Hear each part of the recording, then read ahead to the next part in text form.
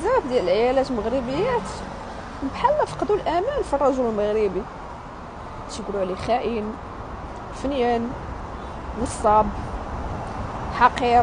لا اسمع علاش بزاف المغربيات فقدوا الامل في الراجل المغربي؟ فقدوا الامل. بغيت نعرف شكون اللي فقد الامل في الاخر. تيقولوا عليه واش الراجل المغربي اللي فقد الامل في المراه المغربيه ولا المراه المغربيه اللي فقدت الامل في الراجل المغربي؟ حقير. نخليكم مع الفيديو. ولا تزوجات لا بشي نصراني حسن لها هي كاع مابقاش كاع كيتسوقوا حتى للديانه، ولا صافي كتمشي للسويد، تمشي شي حنت في اوروبا، وتمشي تزوج بكوري هي كاع. بغيت اي واحد كيتفرج في هذا الفيديو والمغربي يبارطاجي الفيديو ويخلي الراي ديالو في صندوق التعليقات. جدا جدا جدا جدا.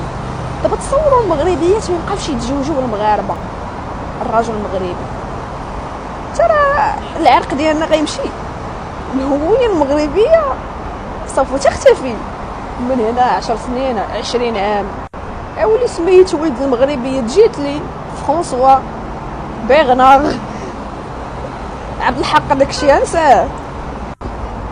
شوفي كيف ما كاين رجال ما بين الرجال المغاربه ما يسوا ما يصلحوا ديال الاعدام، كيف ما كاين رجال فرنساويين ديال الاعدام، كيف ما كاين سويدين ديال الاعدام، كيف ما كاين كوريين ديال الاعدام. فما مشيتي كاين الخايب والمزيان، الافارقه حتى هما فيهم الخايب والمزيان. مكلكش تيكون كاع الرجال كاملين مزيانين الا المغاربه، الا الرجل المغربي. واش هذيك كتدخل للراس والتواركه ولا التواركه ديك الشوع اللي كنطاد ديك الوقيته. الا بديتي تعرف الرجل المغربي اختي، انا بغيتك غير تفكري باللي باك راه راجل مغربي وراه ضحى على وديتك وخدم على وديتك خدمه ما تيحملهاش باش يجيب لك طرف ديال الخبز، ما مشاش للصب ما مشاش الشفر.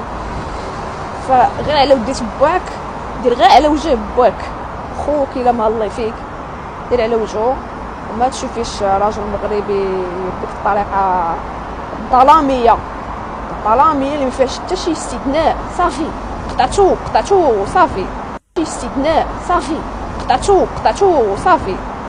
كما شفتوا الاخوان في هذا الفيديو، هاد السيده قالت بلي راه بزاف د المغربيات فقدوا الامل في الراجل المغربي.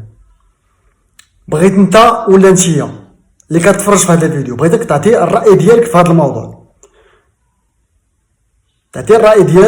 الموضوع، خلي لي الراي ديالك في صندوق التعليقات، دير شي تعليق وخلي فيه الراي ديالك، وما تنساش تدعم الفيديو وتبارطاجي الفيديو.